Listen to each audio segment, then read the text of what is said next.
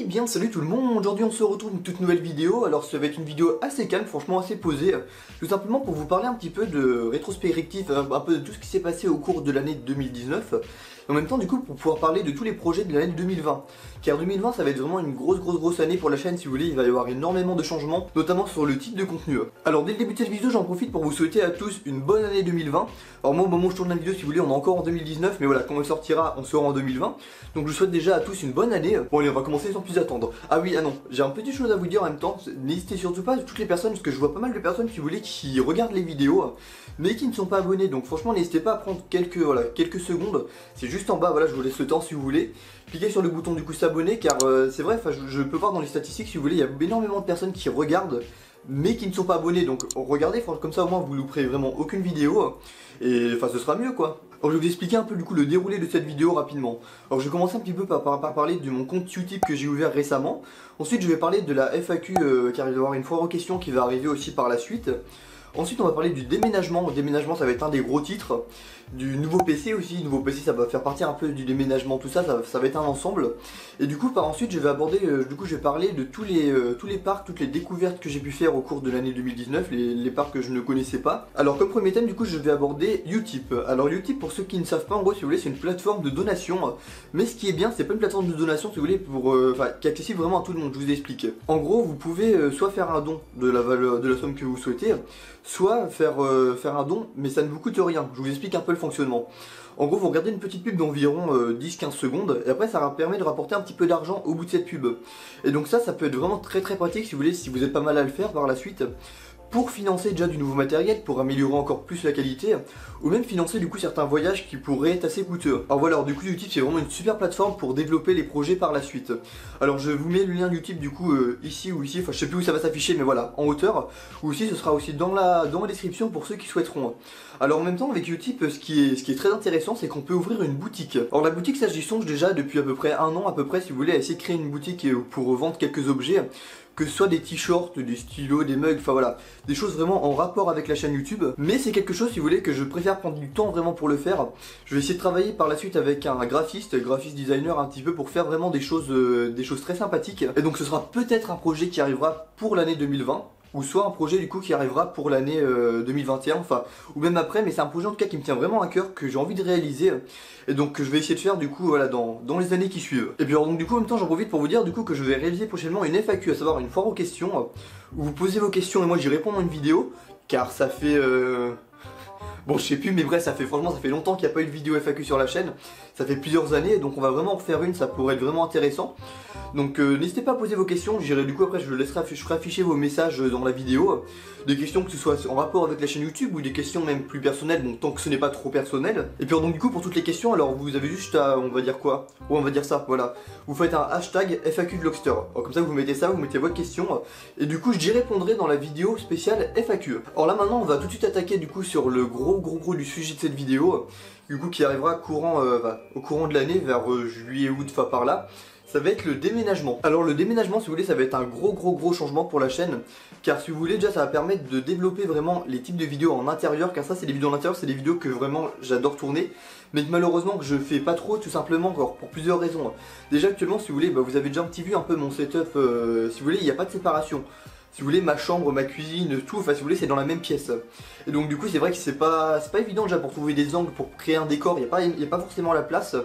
Et même il n'y a pas que ça, il y a aussi le problème du... le fait que tout soit dans la même pièce si vous voulez, ça fait perdre un peu de motivation si vous voulez, on peut pas préparer à l'avance les caméras, tandis que dans une pièce vraiment qui sera dédiée à ça, je peux préparer par exemple les endroits où va être posée la caméra, les lumières vont être préparées, tout va être relié si vous voulez, tout va être optimal pour tourner. En gros par exemple on imagine, voilà tiens, j'entre dans le studio, voilà, tac, j'appuie sur une télécommande et ça m'allume tout. Donc c'est vrai, rien que ça peut vous paraître peut-être, ouais c'est rien, mais franchement si, je vous assure que ça peut vraiment aider pour vraiment être à fond dans la vidéo dès qu'on arrive. Et alors j'ai abordé un petit peu le sujet du décor, car c'est vrai, il y aura aussi un décor du coup dans ce nouveau studio. Alors le décor, franchement, je suis en train de réfléchir actuellement, je suis en train de faire des petits plans si vous voulez. Et du coup ça va être vraiment super sympa. Je pense que je vais faire un décor un peu du coup rapport avec les parcs évidemment, mais rapport aussi un petit peu voyage, étant donné que j'adore voyager, j'adore partir à la découverte de villes en France ou même un peu à l'étranger. C'est quelque chose que j'adore faire. Donc actuellement voilà, je suis encore en train de réfléchir un petit peu à comment je vais agencer ce décor, comment je vais agencer cette pièce. Et puis donc j'ai beaucoup parlé des vidéos en intérieur, mais je n'ai pas encore parlé des vidéos vlogs sur la chaîne. Qu'est-ce que les vidéos vlogs vont devenir en 2020? Alors il y aura toujours des vidéos vlogs, alors là-dessus ça ne vous en faites pas. Mais alors il y a un mais, par contre elles vont sûrement être un peu moins présentes. Car 2020 en tant que ça va être une année franchement qui va être extrêmement chargée niveau pas mal de choses. Il y aura le déménagement, je passe des certifications professionnelles, il y a vraiment beaucoup de choses si vous voulez qui vont risquer de me prendre pas mal de temps à part YouTube. Et puis donc c'est vrai que ça risque d'être un peu plus compliqué. Étant donné que les vidéos vlogs dans les parcs ça prend mine de rien une journée complète. C'est vrai qu'une journée complète ce sera peut-être un peu plus difficile à trouver, mais j'en ferai quand même, ça c'est sûr, mais il y aura peut-être moins de vidéos dans les parcs. Et ce studio du coup va être très pratique car il va permettre de pallier un petit peu à ce manque de vidéos dans les parcs, car je pourrai beaucoup plus tourner des vidéos en intérieur, et donc du coup qui demandent beaucoup moins de temps au tournage, et qui peuvent être du coup un peu plus comme ça, vidéos spontanées où on parle un petit peu de différents sujets, soit les parcs, soit ce que vous voulez, hein, même si vous voulez qu'on fasse peut-être des jeux. Car aussi, les jeux, ouais, ça je n'ai pas parlé, il y en a peut-être qui vont demander, si jamais, il y en a qui m'ont demandé déjà si j'allais faire du Planet Coaster. Alors Planet Coaster, moi c'est un jeu ça, que franchement j'ai envie de faire, j'ai vraiment envie de faire en vidéo. Le problème, c'est qu'actuellement le PC que j'ai, il ne permet pas de faire tourner pour un Planet Coaster correctement. Mais pour changer à ça, si vous voulez, là, en début d'année, bon au moment où je tourne la vidéo je l'ai pas encore, mais en début je l'aurai peut-être déjà, je vais m'acheter un nouveau PC. Alors ce PC je vais prendre un truc franchement ultra puissant, de façon à faire tourner quasiment tous les jeux, dont Planet Coaster, et je pourrais aussi par la suite du coup faire d'autres jeux vidéo si cela vous intéresse. Ça pourrait être assez intéressant, car c'est vrai que le jeu vidéo, c'est sur quoi la chaîne est quasiment partie avec Minecraft. Et c'est quelque chose que j'ai complètement délaissé. Donc peut-être qu'il y aura le retour des jeux vidéo, car si le PC ne bug pas, tout ça, ça me motivera peut-être beaucoup plus à en faire. Et le fait aussi d'avoir un nouveau PC, ça permettra aussi de faire des montages de meilleure qualité. Car les montages actuels, le problème, si vous voulez, le logiciel que j'utilise, des fois ça bug pas mal. Le processeur que j'ai, franchement, il est pas top du tout. Donc même la carte graphique, j'ai même pas de carte graphique sur ce PC, c'est un chipset graphique, donc c'est pour vous dire. Et quand je fais des montages, je peux pas voir en direct le rendu de l'image. Donc c'est vrai que des fois, je fais des choses et puis je regarde le rendu, je me dis... Ah c'est pas top, voilà, j'aimerais bien faire différent. Donc des fois je reprends la vidéo, comme ça voilà, j'essaie de modifier. Mais je suis pas toujours satisfait, car le problème c'est qu'il y a plein de choses que je ne vois pas dès la première fois, étant donné que ça bug pas mal sur le logiciel. Et ça c'est quelque chose du coup qui n'arrivera plus par la suite, donc déjà je pourrais peut-être, même les montages, monter d'un niveau, faire vraiment des montages d'une meilleure qualité. Et puis du coup, bon, je crois qu'on a parlé de tout, hein, pour ce qui est de déménagement et puis ce qui est de PC. Je crois qu'on a un peu fait le tour là-dessus. Bon, alors maintenant, du coup, nous allons parler un petit peu de mes coups de cœur de l'année 2019. Tous les parcs que j'ai pu faire, franchement, que j'ai vraiment adoré. Alors, comme première découverte, et franchement, c'est un parc, celui-là, c'est un énorme coup de cœur. Je vous le conseille vraiment sans hésiter si vous êtes dans le coin. Il s'agit du parc Tripsdrill en Allemagne. Alors Tripsdrill, c'est un parc d'attractions, franchement j'ai été très surpris en le visitant. Déjà qui s'étend, il est assez grand, mine de rien, et puis il y a beaucoup d'attractions. Et surtout, et c'est ça m'a le plus choqué dans ce parc, si vous voulez, c'est la thématisation. Car c'est un parc vraiment qui n'a rien délaissé, quasiment toutes les attractions sont thématisées, et puis on une file d'attente avec une storyline. En gros une histoire un peu pour expliquer l'histoire de l'attraction. Et ce qui m'a choqué, si vous voulez, c'est que même les attractions les plus banales, on va dire, on prend l'exemple par exemple une attraction avec des tasses qui tournent, voilà, comme on peut retrouver dans beaucoup de parcs. Rien qu'une attraction comme ça, si vous voulez, elle avait une file d'attente thématisée. Alors ça me paraît tout bête, mais je trouve c'est super pour s'immerger dans un thème. Et puis le parc même en lui-même, j'ai trouvé franchement très bien entretenu, les attractions sont très bonnes. Comme par exemple Caracho, alors ça... Franchement, énorme coup de cœur, un niveau coaster, je l'ai vraiment adoré. En plus, Tripsdrill, c'est un parc, si vous voulez, qui est actuellement en train de construire 2 nouveaux coasters. Alors, ouais, ils vont ouvrir 2 coasters en une année. Je trouve ça assez fou. Alors, par contre, je vais pas vous dire de bêtises, il me semble que c'est l'année prochaine. Mais si c'est pas l'année prochaine, c'est dans 2 ans, c'est dans les années qui suivent. Et dans ces 2 coasters, si vous voulez, déjà, il y a un Family, mais un Family qui a l'air assez sympa. Et il y a surtout un Inverted Vekoma. Alors, ça, franchement, j'ai envie de voir ce que c'est. Car c'est pas les vieux Vekoma, si vous voulez. C'est pas là, on est vraiment sur du Vekoma neuf. On est vraiment sur avec les nouvelles rails Vekoma, tout ça. Donc maintenant Vekoma, c'est vrai que ce n'est plus... les Vekoma actuels, si vous voulez, c'est les anciens Vekoma. C'est vrai que c'est réputé pour donner des débats, voilà, pour pas être agréable. Mais c'est vrai qu'apparemment, moi je n'ai pas pu tester encore de nouveaux Vekoma. Mais les nouveaux Vekoma, franchement, apparemment, ils sont super fluides. Ils sont beaucoup mieux pensés, tout simplement. Car maintenant, les technologies, niveau conception, tout ça, ont augmenté, et puis donc du coup ça permet de faire des coasters d'une meilleure qualité. Ensuite on va parler d'un deuxième parc que j'ai pu découvrir cette année, il s'agit de Freipertuis-City. Donc Freipertuis-City se situe du coup dans les Vosges, alors franchement ça j'ai adoré aussi, énorme coup de cœur. De part déjà la localisation du parc, ce que j'ai vraiment aimé si vous voulez c'est qu'il se trouve un peu dans une sorte de cuvette entre deux montagnes. Et rien que ça fait franchement ça fait une super ambiance je trouve d'être dans un parc, on voit un peu de la forêt, un peu montagne autour de tout ça, c'est vraiment très sympa. Et même le parc en lui-même j'ai trouvé franchement très bien décoré, franchement là-dessus il n'y avait rien à dire. Et puis même les attractions, il y en a certaines, j'ai eu des énormes coups de cœur, hein. Comme par exemple Timberdrop. Timberdrop en gros c'est le coaster si vous voulez qui avait l'inclinaison, comment dire, enfin l'inclinaison en gros où on plonge, un peu comme ça, je fais le schéma avec ma main, je sais pas si c'est très clair. Mais c'est un coaster franchement ça que j'ai adoré, qui était très sympa à rider. Et aussi au ce moment la Golden Rider, alors c'est la tour de chute avec, on peut être sur 4 positions, notamment en position debout. Alors ça c'est pareil, première fois que je testais une tour de chute en étant debout, et ça franchement c'était vraiment excellent. Bon maintenant il reste encore deux parcs à parler, du coup deux parcs découvertes de l'année 2019. Il s'agit encore du coup du parc Spirou et de Holiday Park. On va commencer par parler d'Holiday Park. Alors Holiday Park, alors, franchement j'ai adoré, il y avait de par les attractions.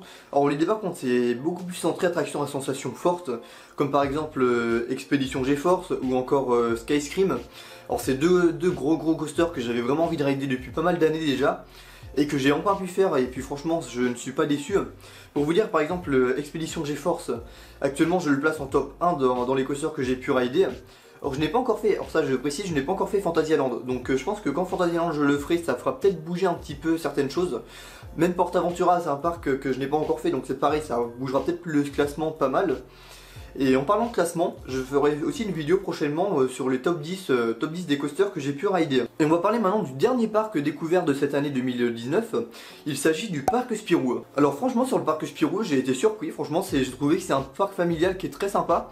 Alors je sais que c'est un parc qui a énormément été critiqué sur les réseaux sociaux tout ça, de par le fait surtout ce qui revenait beaucoup c'est le fait que le parc manquait d'ombre, que ce soit beaucoup de béton, il n'y a quasiment pas de verdure, rien, pas de tout ça. Alors moi si vous voulez quand j'ai fait ma visite au parc Spirou, alors j'ai fait attention un petit peu à tous ces détails, j'ai regardé un petit peu partout et c'est vrai que c'est un parc pour l'instant qui manque beaucoup de verdure, il n'y a pas beaucoup d'endroits ombragés, mais il faut aussi savoir que c'est un parc qui est tout récent. Le parc en lui-même a 1 ou 2 ans, enfin il a 2 ans il me semble, et donc du coup il faut le temps, voilà, quand un parc est neuf, il faut savoir qu'il a été construit sur une friche, enfin il y avait rien à cet emplacement. Et donc du coup il faut savoir qu'il faut le temps que les arbres poussent aussi. Car j'ai regardé un petit peu, c'est vrai qu'ils ont poussé pas mal, ils ont mis pas mal de pousses d'arbres à droite à gauche. Mais c'est vrai que pour l'instant ça fait plus des petits arbustes. Et puis ça, c'est vrai que ça ne fait pas encore d'ombre. Mais franchement je pense que dans les années à venir, d'ici quelques années, je pense que ce sera vraiment un très beau parc quand tous les arbres auront poussé. Car autrement c'est un parc niveau attraction je trouve qu'il se développe plutôt pas mal, car on voit que tous les ans qu'ils rajoutent beaucoup d'attractions, ils rajoutent beaucoup de choses pour attirer toujours plus de monde. Par exemple la tour de chute franchement qui est très sympa, franchement il n'y a rien à dire là-dessus, j'ai vraiment bien aimé. Il y a aussi l'attraction qui commence par un Z, ça fait bref je sais plus quoi, parce que le nom est assez compliqué.